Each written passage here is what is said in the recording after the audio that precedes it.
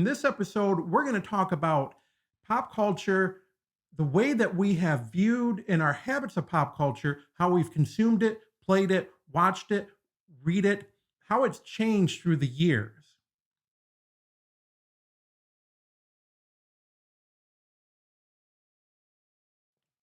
Our first thing is Justice League Infinity Limited Series that was just announced here today. It is going to be a 7-issue limited series that, if anyone's ever watched the DC animated universe, you know that it started off way back in the 90s with Batman, and then the new adventures of Batman and Robin. Then we had Static Shock, Superman, then the Justice League Unlimited, and in between that, we also had Batman Beyond. At the end of Justice League Unlimited, it was pure chaos and apocalypse because Darkseid was gone by Lex Luthor. You actually are going to see a world war for control of Apocalypse, and the person that wins is the last person standing. I'm going to show some of the cover art. This is where I want to start talking about the way that our pop culture is consumed differently. Issue 1 is going to arrive digitally on May 13th.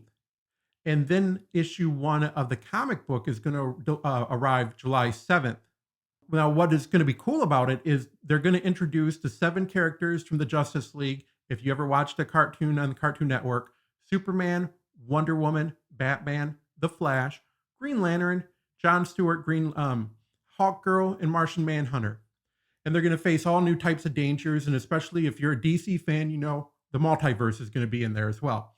There's also going to be a character who is searching for the true purpose in life, but he's going to have to go to the farthest edges of the cosmos to change not only our universe, but many others.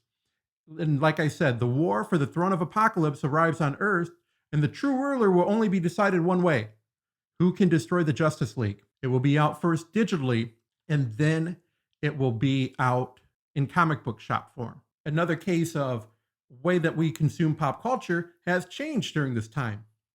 Batman The Long Halloween Part 1 is coming out on Blu-ray and digital video on demand.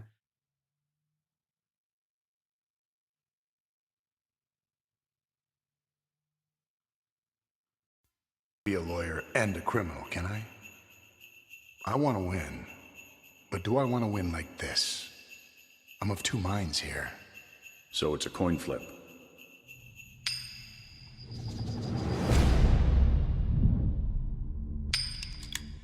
Johnny Vitti was murdered tonight. The Falcone crime family has to be taken down.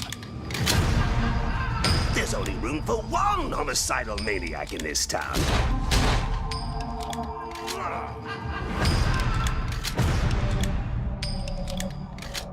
Why are you running? You could use a little fun.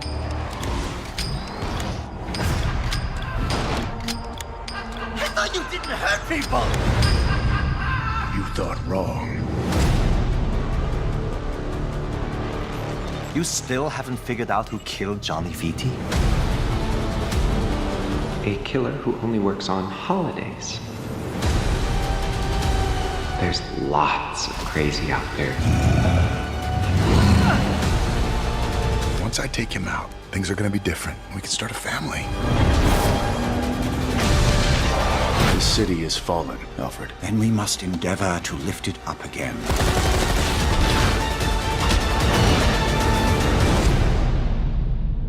Who is Holiday? And who's next? That looks really cool. That will be out on digital and Blu-ray June 22nd, 2021. Then they're also going to bring out a combo pack for 4K ultra high definition later in 2022 that will have Batman Long Halloween Part 1 and Part 2. Batman has to solve these crimes, but the accomplice, if you will, if you want to call that, all these crimes take place on every holiday. And with every holiday comes a new crime, a new mystery for Batman to solve. It's based upon a 90s book by Jeff Loeb and Tim Sale called Batman The Long Halloween. It'll be really cool to see from the DC animated library, see how the comic book transforms in how they kind of make it true to the essence of the comic book. Again, Blu-ray and digital out in June. How we've consumed pop culture over the years, especially in the 90s, and just a show in the comments. How many of you remember going in the 80s and 90s when you had your VCRs and as a Friday night, everyone would go would go get a pizza. You'd go get a few movies to watch over the weekend. And that was fun. That's how we watched the movies. Or how about when your local video rental store came in and they started renting video games? You'd get a video game for the weekend. You'd get a movie for the weekend. Maybe your family would go and get a little bit of everything. There'd be an action movie. There'd be, for me back in the day, would be a wrestling video, then maybe an NES game. It was a fun time. That's how we consumed a lot of the movies. Well, as everyone knows, recently, not recently, but within the last quite like 10 years, digital distribution has taken over, whether it be your movies, your music, your comic books, your video games, photos, everything is going to digital. The Last Blockbuster is a documentary about the Blockbuster chain. It's a feature-length documentary film about the rise and fall of Blockbuster Video. And out of all the 9,000 locations, there is just one left in the entire world. It really talks about the culture, how we used to consume movies, how we used to watch it. Going to Blockbuster, going to the video rental store was an awesome experience. We had a lot of fun with it. It was a social experience. You went into Blockbuster, you knew where all the movies were. You had the posters, you had the games, you had the candy. There's one Blockbuster left in the world, and that is in Bend, Oregon.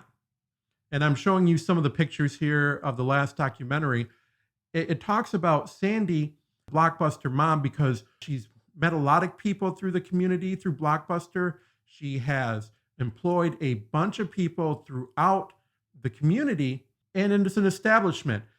So this documentary shows what it's been like as the Blockbuster Corporation has closed up locations and there's just one left.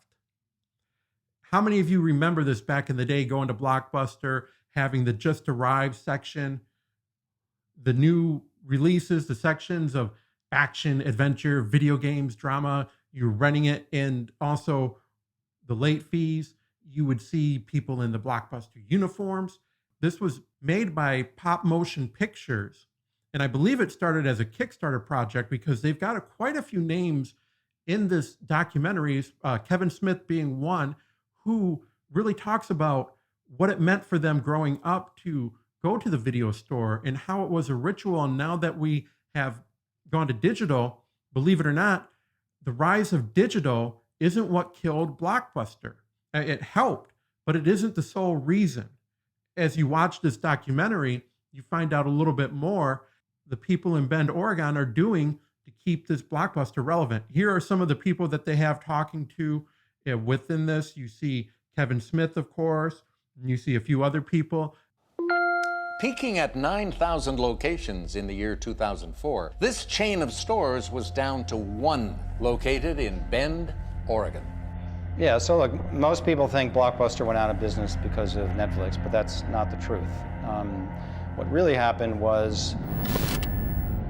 In a world where video stores have all but disappeared. I mean, look at the James Bond section. Every James Bond movie. Every Avatar movie, because, you know, there's just the one so far. I hate late fees, but I understand that you had to do it, otherwise people just keep those videos. I know I did.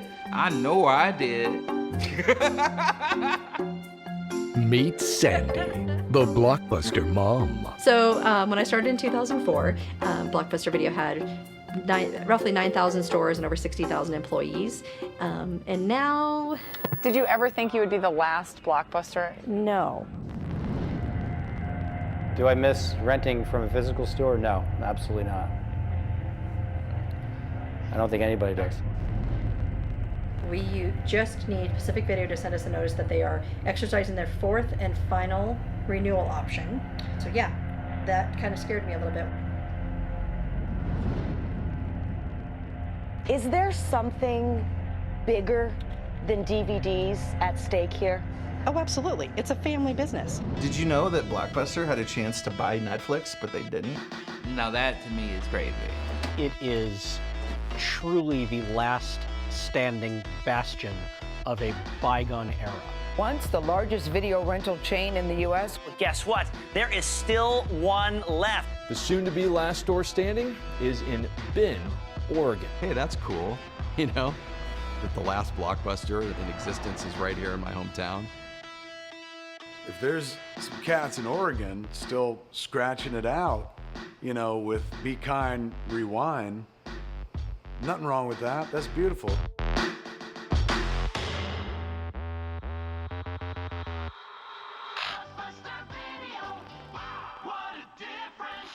I watched it last night. I watched it on Netflix, which is kind of ironic. You're watching a documentary about Blockbuster Video, known for their DVDs and tapes and physical media through the years. Download it digitally, and you're just watching. So it's very ironic. I want to show you some pictures. I want to thank Pop Motion for sending me some of these pictures.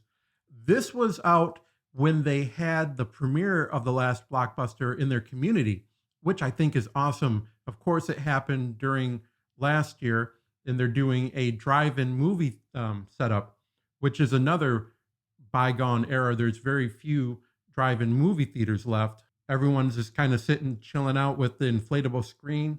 I think that's kind of cool. That picture of the person just saying, hey, look at me. Look how everyone's doing. I recommend watching this just to get that feel of the nostalgia. That brings us to our pop culture question. What is your favorite form of physical media and why? And what is your favorite nostalgic memories of Blockbuster video rental stores? Please put those in the comments below, and we'll talk about those here in just a few minutes. What better way to talk about nostalgia than playing The Legend of Zelda for the NES? The reason I chose the NES is a couple reasons. One, how many of you remember the 8-bit music, the nostalgia? The theme we're talking about, of course, is nostalgia. I want to be able to take you all back to a time when everything was fun. When you first got that Nintendo, or you first rented your first movie or video game, you popped it in and you just have those memories. Where were you when you found that first dungeon? Where were you? What were you doing when you got your first issue of Nintendo Power and you're looking through? How many maps did you draw on graph paper just based upon The Legend of Zelda for the Nintendo? When they bring out these NES Minis, Super NES Minis, the Sega Genesis Mini, the TurboGrafx, it takes you back to a time. Also, you have these retro systems now that are coming out, like limited run games are bringing out physical copies of some of these older games, out of print games, and they make packaging. You have collector's edition. It really takes you back to a time. I remember getting the Nintendo for Christmas, getting The Legend of Zelda, and playing that with my family, just my mom making maps all the time. She was the explorer and I was the killer. She would explore the dungeon labyrinths and I would kill the bosses. That's just the way it went. But she had very intricate maps that she made out of graph paper. We also traded hints and stuff back in the day before the internet. And that's what got me thinking when watching The Last Blockbuster, is that interaction. Yes, we do have FaceTime, and yes, we do have email, we have social media, and that's good. I enjoy it too. That's how I'm doing the show here. There's something to be said about having that interaction, that couch co-op, or getting a group together of playing, trading hints. And now that we have another generation, we get to show them these classic games like Zelda like Super Mario Brothers, Super Mario Brothers 3. One thing I'm definitely going to do is I'm going to get some NES controllers if I'm going to play. Because, quite frankly, these controllers, the Switch ones, I just want that authentic experience.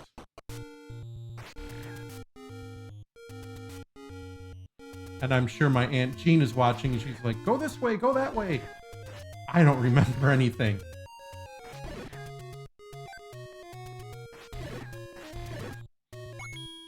When we got this for Christmas, we're all playing it. It was...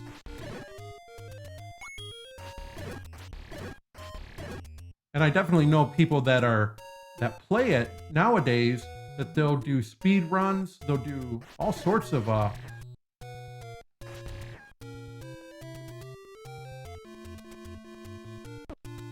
ouch.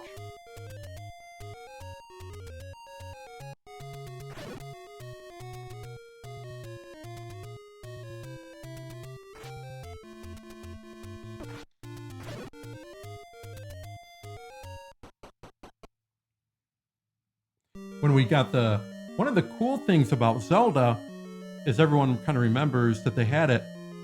You had a gold cartridge and you had a gold instruction manual. You had a map that came with it. I wonder how many people still have their maps.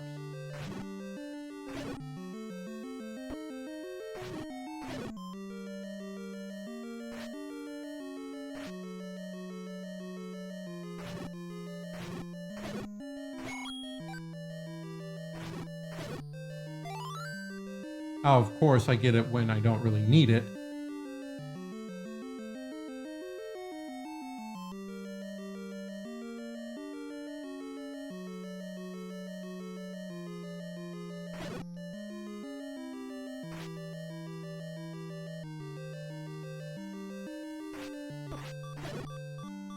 Watch, I'm gonna die here soon.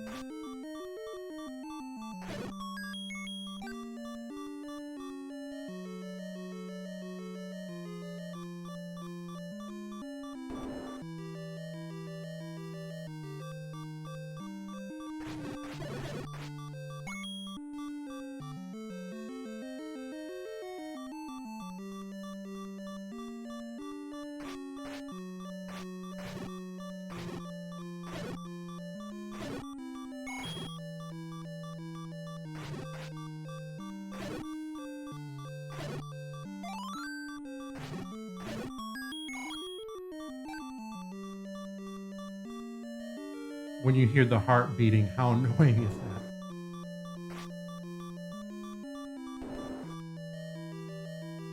I didn't want to die, and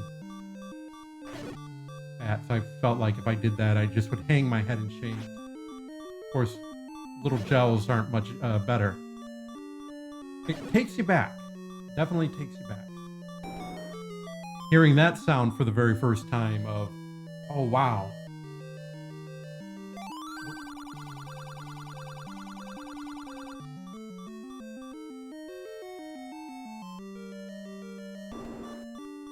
There's a lot of stories about the design, the development of Zelda. Back in the day, all we knew is that this was something new. We had never seen it before. It really brought a lot of families watching people play. Try once more here real quick.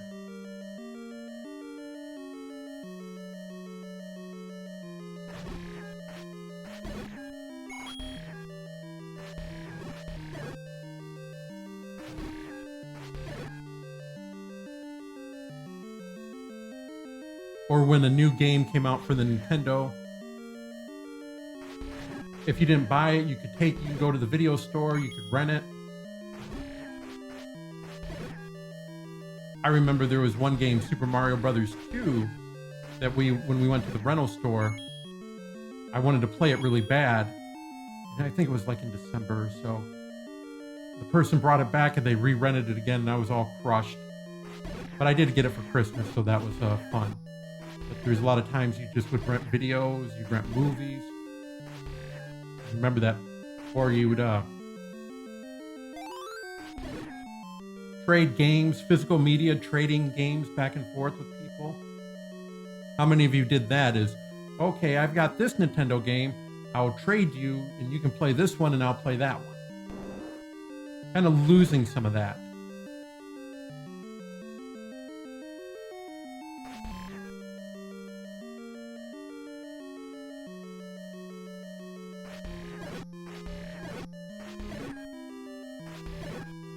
I don't think I'm gonna play much longer.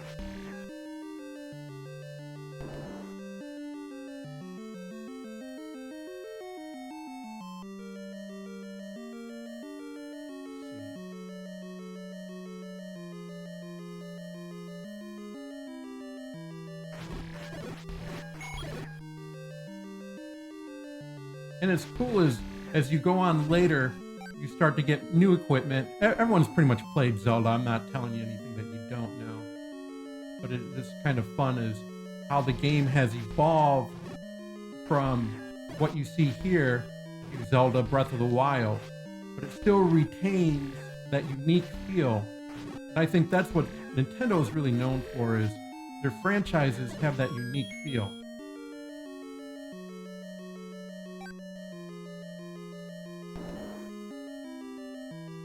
Get a treasure and then I'll get out of here.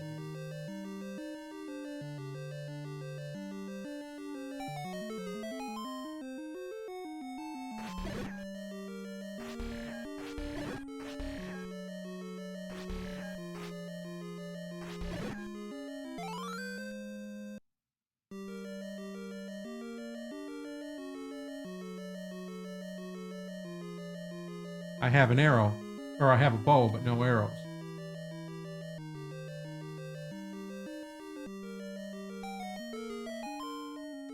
That's The Legend of Zelda. Let's go to the comments and discussions and see what we got going here. I remember calling you and your mom to help me when I couldn't do something in Zelda.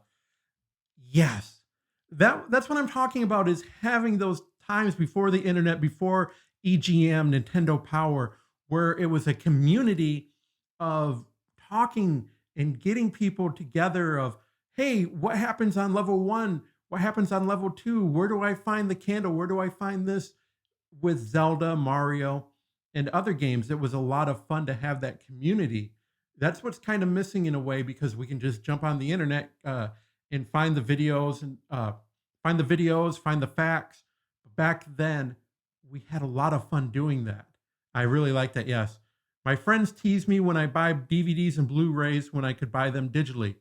I just need to know I have them on hand. I don't think I ever went to a Blockbuster when I was a kid. Josh, you lived in Battle Creek. How could you not have gone to Blockbuster? There was 2 locations here in Battle Creek. But I do recall going to the video rental store that used to be inside the Meyer on Columbia Avenue and looking at movies and Sega Genesis games. I think I rented Eternal Champions from there once. That's a game maybe you wouldn't have rented or played or purchased, but a rental, you could try it. And if you liked it, you could rent it a bunch more times or not take it back and pay the late fees, or you could buy it. Because yes, we can read game reviews in the magazines. Word of mouth is also good, but until we've actually had it in hand and played it, we don't know if we like it or not.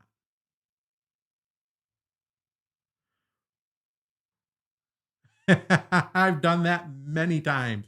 When I would play the game, I would say, I'm just do one more thing, then go to bed. I would find something new and I'd keep playing. Next thing I know, it would be 2 o'clock in the morning. Yes, I would like to say that never happened to me, but we all know better. Just one more thing. Next thing you know, it's 6 a.m. and you have to be up at 7. Many a sleepless nights with Zelda, RPGs, or just that fun exploring for the first time. You'd go into school, you go into work, or you just kind of lag all day, but it sure is heck fun doing it. Yes, I'm out of practice. I might have to go and train up and do a montage, just like the 80s, 90s, go rent some, watch some montage videos of getting in gamer shape, getting my mind and my thumbs back into shape, and then having a collection of montages. Yes, I'm out of practice. Here's a really good question. Do you find replaying older games is harder now? I've seen a few videos on how our video gaming skills have changed, so it makes it early games feel harder when it comes to timing and know to do things. When I got the Sega Genesis collection for PS2, I had a really terrible time even on games I was really good at, like Vector Man. Um, I just saw the other one. No, I'm not judging you, man. It's cool. He just don't judge me, Tom. I'm not judging because pop culture we do a lot of cool things, but that's a good point. Is we've come so accustomed to 3D, we've come so accustomed to the new style of games. I bet if I jumped into the Breath of the Wild right now or Super Mario Odyssey, I would fare a lot better as opposed to these 2D games.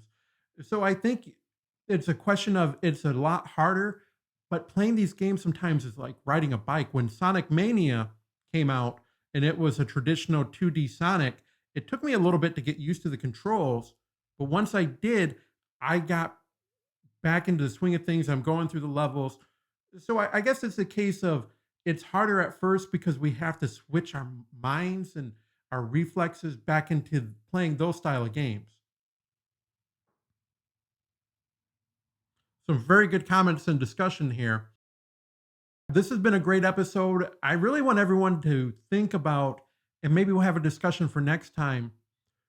What is their favorite media?